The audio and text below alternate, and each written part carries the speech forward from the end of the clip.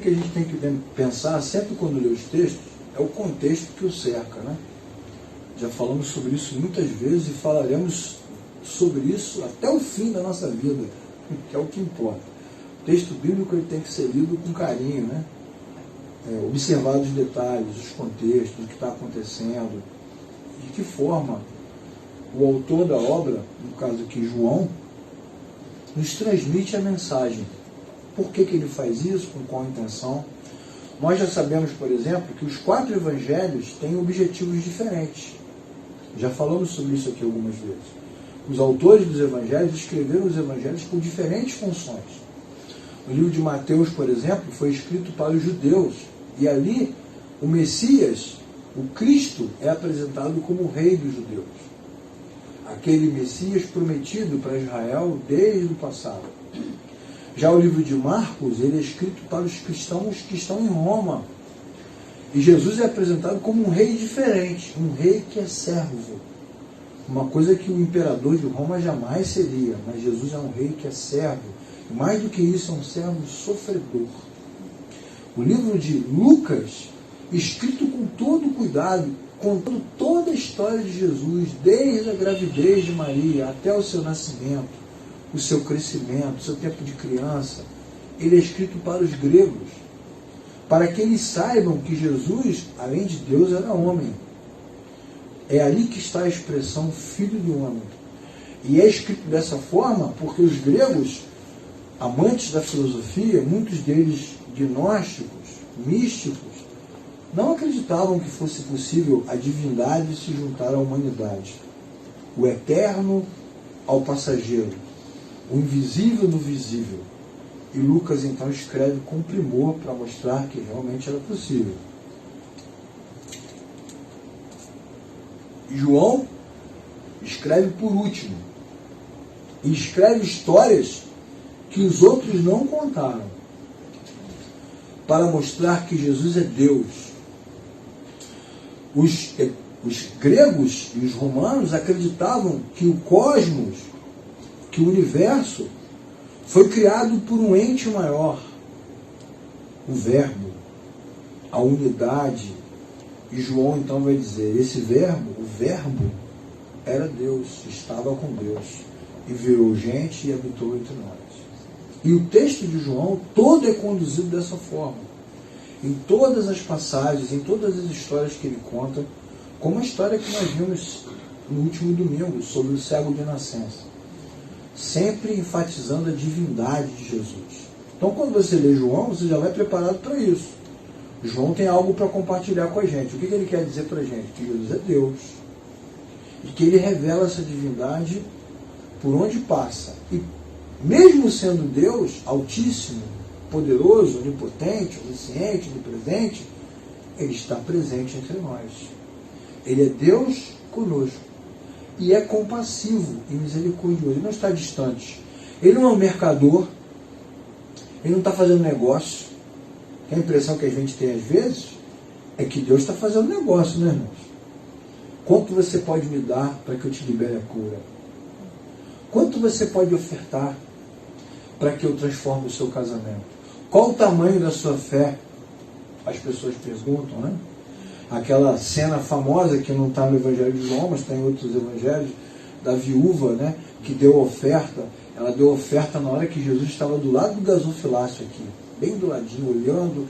Ela deu oferta, deu tudo o que tinha. Aí vem o pastor contemporâneo, você tem que dar tudo o que você tem.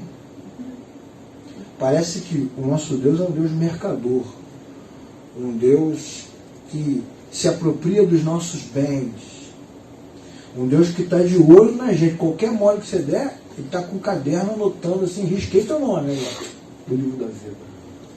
O tempo todo fiscalizando a sua vida. É muito diferente do Cristo que João apresenta no seu Evangelho. Um Deus poderoso, glorioso, encarnado, presente e compassivo, que se aproxima do homem pecador, mesmo que esse homem sequer saiba quem ele é. Vocês se lembram do Evangelho que nós lemos aqui, o Evangelho não, o texto, perdão, que nós lemos de João 9? Que o cego de nascença foi curado e nem sabia que tinha curado ele. Ele sabia que algo incrível tinha acontecido, mas não sabia. E mesmo assim, muitos insistem em dizer que a nossa fé move a mão de Deus, que as nossas orações movem a mão de Deus, e que se nós não fizermos algo, Deus não fará. Mas João mostra no seu texto, com muito carinho, que Jesus age com independência e se compadece das pessoas que sequer sabem o que fazer. E pensa bem, irmãos, quantas vezes na nossa vida a gente não sabe o que fazer? Não sabe o que dizer, não sabe como agir, não sabe como resolver, não sabe nem por onde começar. E quantas vezes a gente toma as decisões erradas por não saber o que fazer?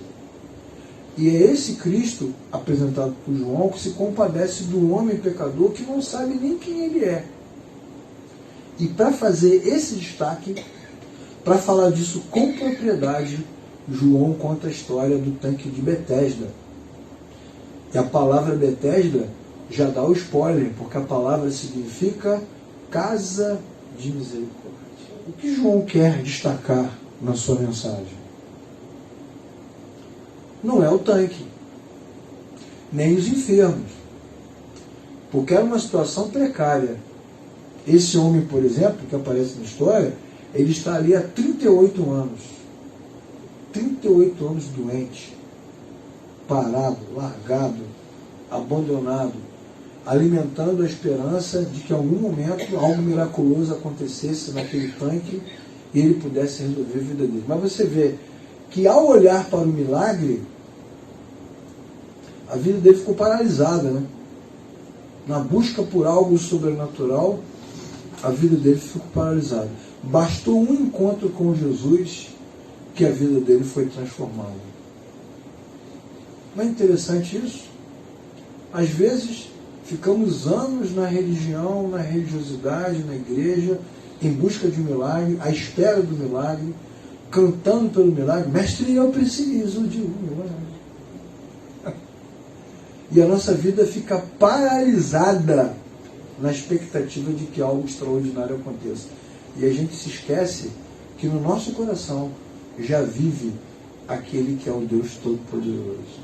Bastou um encontro com Jesus que a vida daquele cara mudou. Mas enquanto ele ficou olhando só por algo espetacular, esperando algo extraordinário, a vida dele ficou paralisada. Há inclusive um contraste entre a história do tanque de Betesda e a história do cego de nascença, que nós já vimos. É por isso que a história do tanque de Betesda veio hoje, que é um contraste entre essas histórias.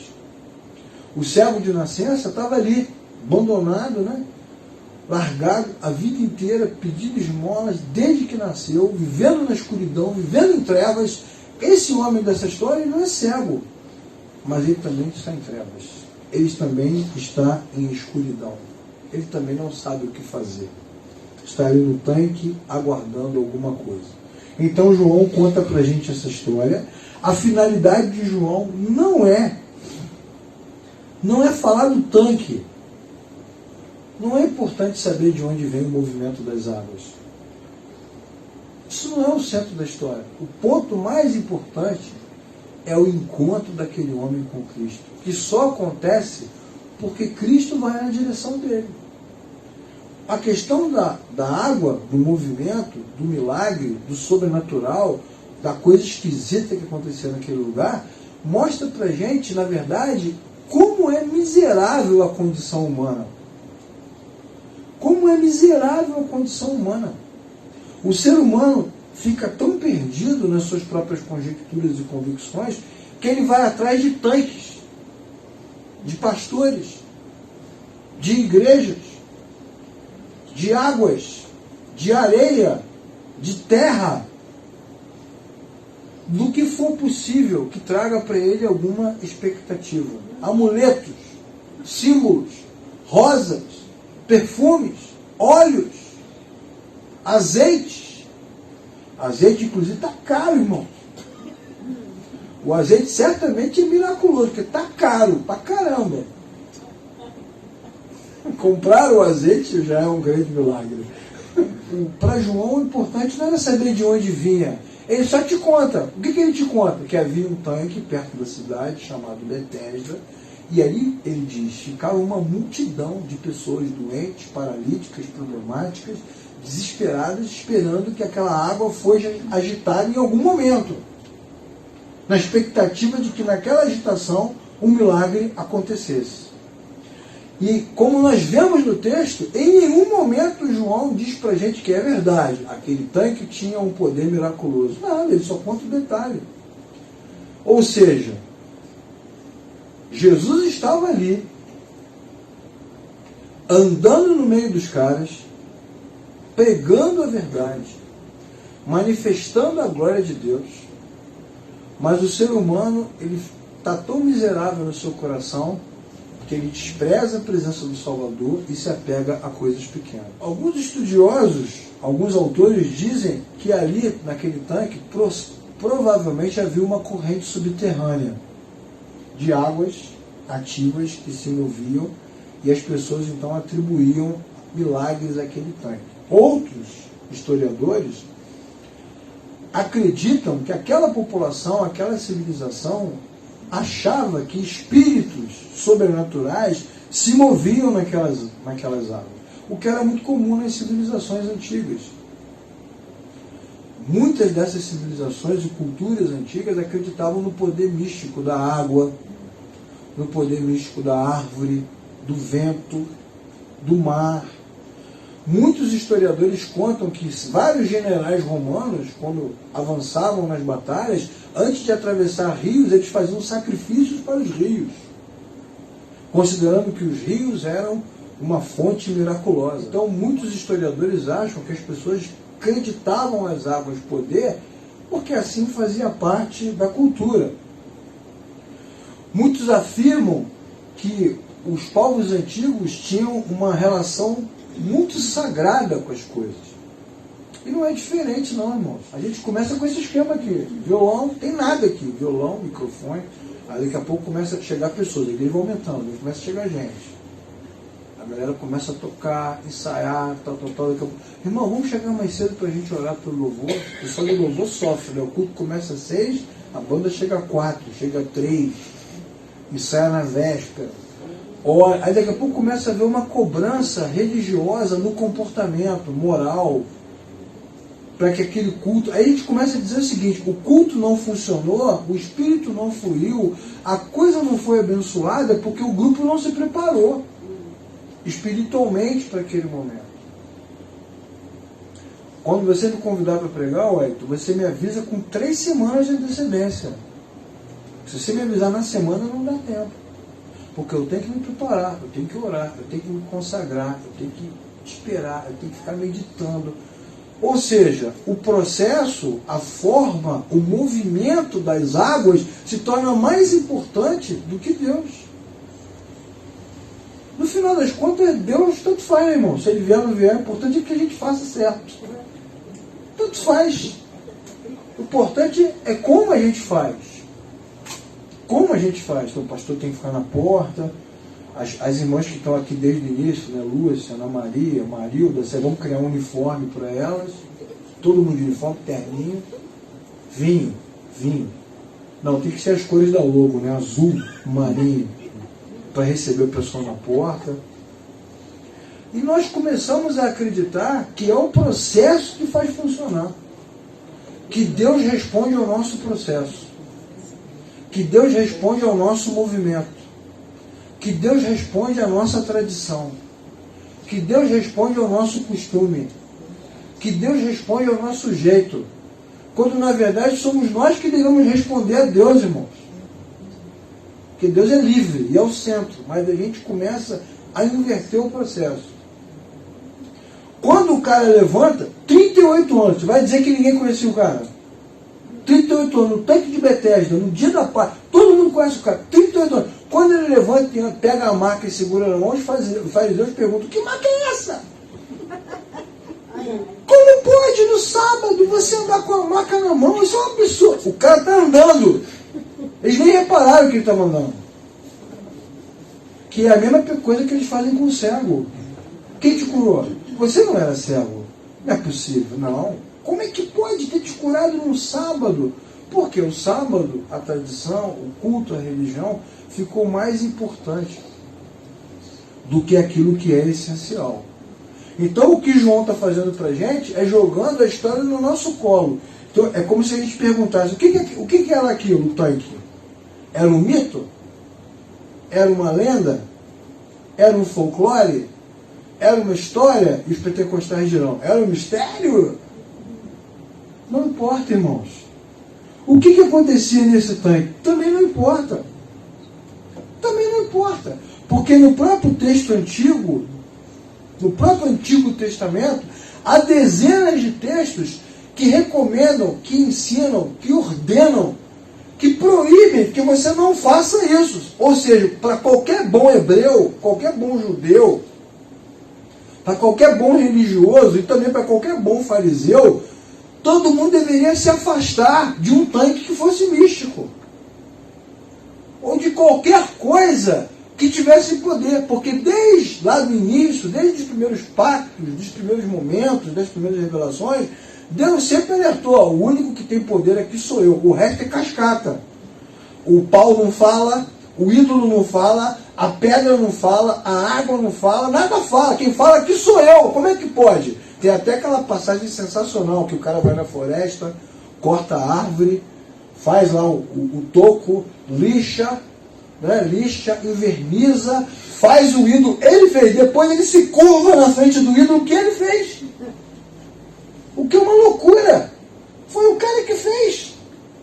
Desde lá do Antigo Testamento, todas essas passagens, nem vou ler com vocês, elas mostram que o ser humano ele vai invertendo os processos. Vai colocando as coisas que não são vivas, não existem no lugar do Criador. Fazem o contrário. Quando o mais importante deveria ser o Criador. Então a Bíblia vai mostrar o que para a gente, irmãos? Que os homens estão completamente perdidos. Estão cegos. Mas a Bíblia também vai dizer que nessa loucura, nessa perdição, nessa escuridão, as experiências dos homens são reais. Aí que está a grande loucura, a grande doideira da vida. É real a experiência do cara. O camarada realmente tem certeza que o anjo entrou na água, mesmo que ele nunca tenha visto. Tem certeza que a estátua ali, a imagem sangra, mesmo que ele nunca tenha visto. Tem certeza que o paralítico andou, mesmo que ele não tenha visto. Tem certeza que o cara tirou um caroço de dentro da barriga do cara, tinha na hora um tumor, mesmo que ele não tenha visto. Aliás, é mais fácil acreditar numa coisa dessa do que na palavra de Deus quando ela é pregada. A Maria está rindo porque ela não crê. Ela não crê, ela é herege, não crê. E a gente olhando assim, mas o que está acontecendo? E as pessoas aplaudem, se alegram, festejam, celebram. E João mostrando que Jesus passa no meio dos enfermos, no tanque de Betesda, e o homem caído, perturbado, confuso, em escuridão, não consegue perceber que é Deus que está se movendo. Qual é a mensagem de João capítulo 5? O texto fala sobre a miséria humana, irmãos. A miséria humana. E também fala da compaixão do Salvador. Da compaixão do Salvador.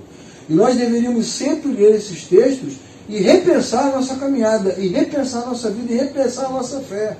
O tempo todo. Para perguntar ao nosso próprio coração para quem estamos olhando, sobre o que estamos pensando e o que nos move, o que nos anima, o que nos motiva. Porque o que o texto está mostrando é que o ser humano ele é motivado, movido por essas questões que são secundárias. Essas igrejas grandes, por exemplo, que tem muitos movimentos, muitos cultos, muitos departamentos, vocês já repararam, já devem ter reparado que muitos de vocês vieram de lá. Não adianta negar, não. Muitos de vocês vieram de lá. Vocês já repararam que as pessoas vão à igreja e nem assistem o culto? Nem assistem o culto, cara. Nem participam. Nem cantam direito, nem se envolvem. Elas estão tão agitadas, tão estressadas, tão preocupadas, tão tensas, tão envolvidas com as coisas, que elas nem curtem o negócio. Nem curtem o negócio. Né? É igual você montar uma festa de casamento, de aniversário. Você fica tão enrolado com tanta coisa que no final da festa acaba você não comeu um salgadinho. Você não brincou uma brincadeira. Você não sabia nem quem estava na festa. De tão preocupado que você ficou, tão estressado, tão enrolado. Foi um estresse. Mas que porcaria de festa é essa que a gente não se diverte? E que porcaria de culto é esse que a gente não adora? De tão envolvido que está com as coisas ao redor. Tão preocupado com aquilo que nos rodeia, aquilo que nos interessa. Não consegue curtir em momento nenhum, não consegue prestar atenção, não consegue se concentrar, não sabe nem o que foi dito, não sabe nem o que foi cantado. Aí João está dizendo o seguinte para nós, né? O ser humano é miserável. É, de fato. O ser humano é miserável. Ele está longe, tá. Ele está perdido, tá. Até nas igrejas, é verdade. Entretanto, mesmo assim, Jesus tem compaixão de nós. Amém, irmãos? Ele nos procura, ele nos visita. E é legal que no capítulo anterior, no capítulo 4, que é o capítulo da mulher samaritana, né? Da história da mulher samaritana, que os fariseus reclamam que Jesus anda com todo mundo, que é doente, que é problemático, que é leproso, que aí Jesus fala assim, eu não vim para vocês, vocês são ótimos, vocês são top, ó, vocês são maravilhosos. Eu vim para os doentes, ele diz. Eu vim para os doentes e pecadores, vocês estão fortes, justos, vocês são justos. Eu vim para os doentes, eu vim para os pecadores. Porque chega um momento, irmãos, que a coisa fica tão torta que a gente acha que precisa definir quem merece estar aqui. Quem merece estar entre nós. Quem merece tocar, quem merece pregar. Quem está preparado espiritualmente para participar desse momento. Quando a Bíblia vai dizer que não. Que na verdade, nós somos todos mendigos. Somos todos leprosos. Somos todos pagãos, somos todos publicanos, somos todos miseráveis. E o fato de Cristo estar entre nós é a vitória da graça, amém, irmãos? Amém. É a vitória do amor, é a vitória da compaixão sobre toda a malignidade humana. Nós nos esquecemos da maneira como Cristo nos alcançou, como Ele nos atraiu, como Ele nos mantém vivos, apesar do que somos. E aos poucos vamos transformando o processo na coisa central e começamos a ficar seletivos. E começamos a julgar os outros também, que é uma característica de crente. O crente adora julgar os outros. É uma coisa horrorosa. Condenar, questionar, estigmatizar, detonar. É a miséria humana. Mas Cristo, ainda bem, é compassivo. É misericordioso. É amoroso. O nosso Deus é simples. Venham e aprendam de mim que sou manso e humilde de coração. E mesmo com todas as nossas loucuras, Ele vem na nossa direção. Pode ser que a gente não tenha ficado paralítico a vida inteira no tanque, irmãos, mas em alguns momentos da nossa vida a gente fica igualzinho a Ele, paralisados, estagnados, só reclamando. Ele pergunta, quer ficar curado? Imagine se Deus viesse a você agora e dissesse, Deise, faça um pedido. E a Deise responde assim, eu estou cansada de fazer pedidos nessa vida e ninguém me atende.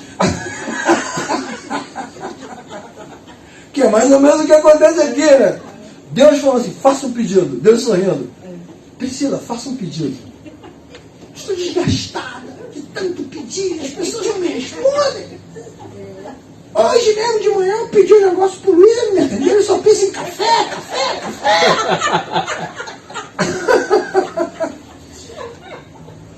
A gente fica tão fissurado, tão amargurado, tão desconectado da realidade que a gente se esquece o que somos, o que nos tornamos e quem nos abençoou. E perde essa perspectiva. E Jesus pergunta, você quer ficar bom? Fala assim, pô, ninguém me joga no tanque. Que conversa é essa, cara? O Jesus faz uma pergunta, que ninguém me joga no tanque, eu nunca consigo entrar. Jesus é compassivo. Jesus poderia ter feito igual nós faríamos, se fôssemos nós. Eu vim até aqui, te abençoar, derramar sobre você a graça. Mas você é rebelde. Quantos rebeldes entre nós perdem a bênção, irmãos? Mas Jesus ignora aquele coração amargurado, aquela cegueira dele, e o abençoa mesmo assim. Ainda bem que tantas e tantas vezes Deus ignora o nosso coração amargurado, irmão. Aleluia. E a nossa cegueira, e a nossa mesquinhez, e a nosso estado de ranzinza, né? Ranzinzice, e mesmo assim Ele nos abençoa, por causa da sua graça, do seu caráter, do seu amor, da sua presença. Bendito seja o nome do Senhor. Jesus sabe qual é a condição dele, e mesmo assim vai na direção daquele homem enfermo. E na miséria do enfermo fica explícita a miséria de todos aqueles, quando ele diz assim, não tenho ninguém. Eu entendo, porque nós também fazemos isso, irmãos. De vez em quando falamos, estamos sozinhos. Sozinho nada. Se estamos aqui é porque Deus nos colocou nesse aprisco. E aí aqui onde estamos, nós nos suportamos uns aos outros. Nos amamos uns aos outros. Nos apoiamos uns aos outros. Oramos uns pelos outros. Nós podemos ter todo tipo de problema, mas sozinhos nós não estamos. Porque mesmo que não venha ninguém, Deus está conosco. Então nunca andamos sós. Mesmo que em algum momento da nossa vida estejamos em escuridão. Esse é o sentimento da miserabilidade. Toda vez que nós falamos disso, eu, você, todos nós, volta a nossa natureza caída, gritando lá do além, querendo sair do túmulo, do baú, para dizer que Deus não veio, Deus não ajudou, Deus nos socorreu, Deus desamparou, Deus nos respondeu. Mas a verdade, o que a Bíblia está mostrando, é que apesar daquela loucura toda na cabeça daquele homem, Deus estava sentado do lado dele. E essa é a maior realidade bíblica. Aconteça o que acontecer, irmãos, mesmo que a gente não veja, não sinta e não entenda, Deus está do nosso lado. Aleluia. Presente na nossa vida, constantemente nos guardando, nos ajudando, nos suportando, nos sustentando, nos animando, nos abençoando, e de vez em quando também operando milagres, que a gente olha para trás, quando a gente olha para trás, não sabe nem como aconteceu. Sabe nem como passou daquela fase. Porque o Senhor fez o que era necessário. Então esse texto ele é muito bom para nós, porque ele nos traz essa imagem da alma humana, sempre vitimista, né? Sempre mesquinha, sempre agressiva. E na verdade, mais do que isso, pior do que isso, e mais impactante do que isso, é saber que o cara nem fé tinha. E Deus abençoou ele mesmo assim. E Deus às vezes nos abençoa e nem fé nós tínhamos. Se dependesse da nossa fé, a gente estava frito. E é disso que somos acusados. Você não foi abençoado porque você não teve fé. Como você já deve ter ouvido, e eu já ouvi várias vezes, você foi curado, mas daqui do púlpito até o porta de vidro você não creu na cura. Deus te deu a cura aqui na frente, ali Ele te tomou. Verdade? Te deu e tirou. Te deu e tirou. Porque você não creu, porque você não se apropriou da fé, porque você não tomou posse da vitória. Aí Deus tirou. Porque você tem que ter fé. Fé que move montanhas. Fé que faz coisas sobrenaturais. Fé no impossível. Fé que move a mão de Deus. Que fé esse homem teve? Se ele nem consegue dialogar direito com Jesus. Se ele só está focado no problema. E num problema surreal, porque a gente nem sabe o que aconteceu no tanque. Mas ele casquetou aquilo na cabeça, e é naquilo que ele foca, e ele não crê em nada. Então a Bíblia vai mostrar, e João vai dizer, que não é a religião que faz a agenda de Deus, não, irmãos. Quem faz a agenda de Deus é Deus. Não adianta a gente botar uma faixa ali na frente, Noite dos Milagres. Venha domingo, vai ser a noite do avivamento. Nós estamos nos preparando aqui para no dia 17 o Espírito de Deus descer. Vamos orar, vamos nos reunir, estamos com grande expectativa. Venha com a sua família, porque nesse dia não é a gente que faz a agenda de Deus, não, irmãos. Não é o homem que faz a agenda de Deus, não é os fariseus. Você vê que era sábado, era Páscoa, tinha fariseu, tinha saduceu, tinha religioso, tinha jejum, tinha tudo. Tinha uma agenda religiosa montada, mas Deus vai aonde quer. Ele está no lugar mais improvável. Então, se a minha vida é improvável, problema. Se Deus quiser me abençoar, Ele vai me abençoar. Porque Ele está no lugar mais improvável, mais impensável, o menos recomendado. E eis que deixa os fariseus indignados. Como pode esse rabino, que que diz que é santo, que diz que é isso, que diz que é aquilo, andar com essa gente suja, doente, podre, imunda. Ele devia estar conosco, na Páscoa, no templo, com os ramos nas mãos, esperando o Messias chegar, ou se ele é o Messias, tomando o seu lugar. Mas não é a religião que faz a agenda, nem somos nós. É Deus que faz a sua própria agenda. Deus é livre e cura aquele homem, mesmo que ele não tenha fé. Portanto, meu irmão, minha irmã, não se culpe. Se algo extraordinário ainda não aconteceu na sua vida, não é culpa sua. Não foi falta de oração, nem falta de cura, culto, nem falta de fé, nem falta de jejum, nem falta de oferta. Não foi nada. Foi a vida. A vida é um drama. E mesmo que nada aconteça, Deus está conosco. Amém. E é nisso que nós cremos. E é nisso que nós nos apegamos. E é nisso que nós confiamos. Na sua grandeza, na sua majestade. E aguardamos uma vida melhor, porque na verdade, nada nessa vida se compara à glória que está por vir. Aleluia. E é lá que nós focamos. Então não depende de nós. Não é culpa nossa. Deu errado porque eu não fui bem. O problema dos cultos com data. Culto com data é um problema. Dia dos Pais, aí tem que fazer pregação do Dia dos Pais. Dia das Mães, pregação do Dia das Mães. Culto das Mães, aí vai arrumar um texto bíblico para falar de pai. A Bíblia não é sobre pais. A Bíblia é sobre Deus. Aí o cara começa a comparar o Deus Pai com o Pai. O Deus que é Pai com o Pai. Aí fala assim, sabe por que o teu filho não é crente? Porque você foi um péssimo pai. Porque você não foi um pai dedicado. Porque você não revelou o seu filho. Sabe por que o teu filho odeia Deus? Porque ele odeia você. É a culpa do pai. Você precisa ser o sacerdote da sua casa. E começa, é o problema da religião. Começa a jogar peso sobre. Aí o cara se sente péssimo. E os pais que têm filhos crentes desfilam com os seus filhos pela igreja para mostrar, na minha casa a bênção do Senhor está presente. Olha como os meus filhos servem ao Senhor. Eu consegui. Aleluia. Como se fosse uma competição, irmãos. Quando a Bíblia vai nos dizer que Deus se revela a quem quer. Você pode ser um ótimo pai, uma ótima mãe, fazer tudo certo, ensinar a Bíblia e tal. Está longe de nós. Não depende de nós, então nós não devemos nos culpar. Porque não depende da nossa fé o mover de Deus. Jesus vai até aquele homem porque Jesus tem poder, porque ele pode e porque ele está afim.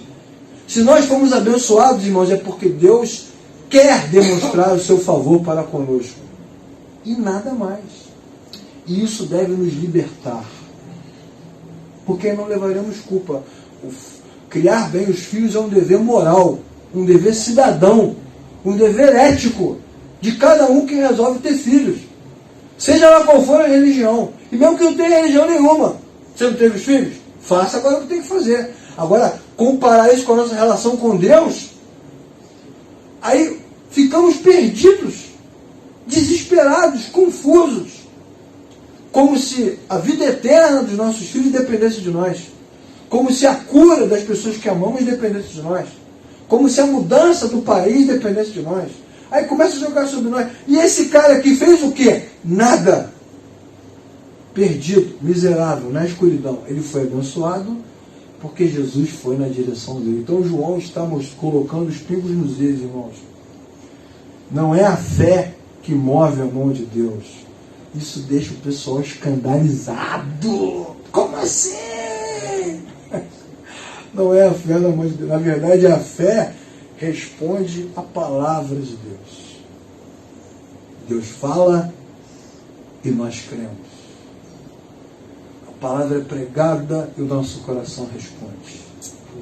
O Espírito Santo sopra e a nossa alma se quebranta. Não é a gente que move o Senhor. É o Senhor que nos move. Quem move as águas é o Senhor, irmãos. Ele é quem tem poder para mover as águas.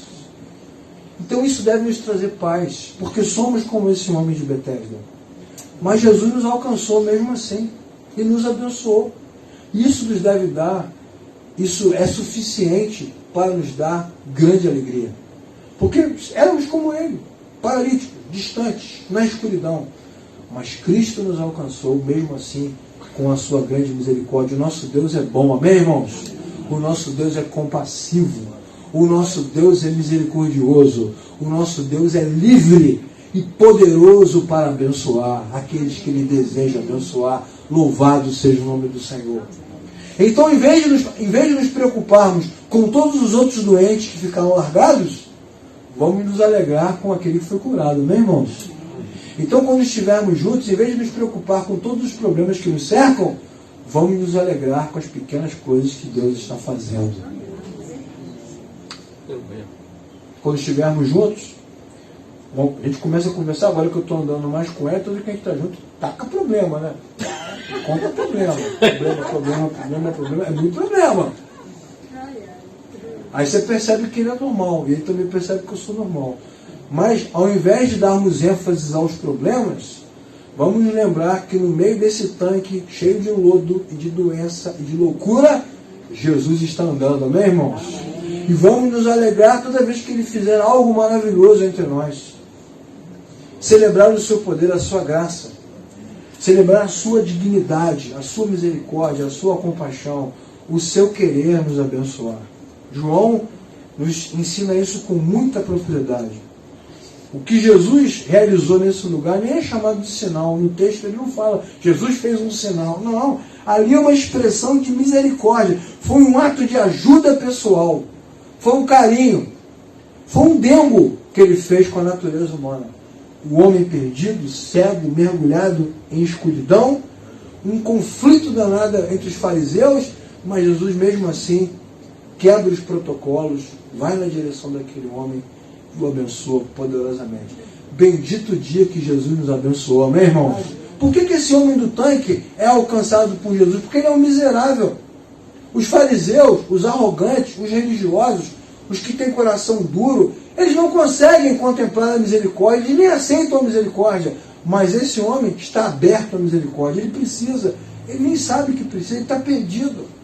Então Deus vai ao seu alcance. Esse Deus que tem poder para julgar, escolhe a compaixão. E é por isso que nós estamos aqui, irmãos. Porque em várias circunstâncias Deus tem poder para nos julgar e escolhe a compaixão. Poderia nos derrotar, mas nos abençoa. Poderia nos fazer parar, mas nos deixa seguir. Poderia nos expor, mas nos preserva. Poderia nos odiar, mas nos ama. Bendita graça. Bendito Deus. Bendita misericórdia. Bendita palavra que nos ensina que não dependemos de tanques, nem de olhos, nem de igrejas, nem de líderes. Quando nós precisarmos de graça, o próprio Deus virá ao nosso encontro, irmãos. Não precisamos de lugares milagrosos, de templos abençoados, de grandes pastores, bispos, apóstolos, que andam por aí dizendo que andam com Deus, que são amigos de Deus. Não precisamos de efeitos, nem de ofertas, nem de flores, nem de nada. Quando estivermos desamparados, Deus virá em nosso socorro. Ele é o nosso socorro. Ele é o nosso pastor. Por isso, de nada teremos falta.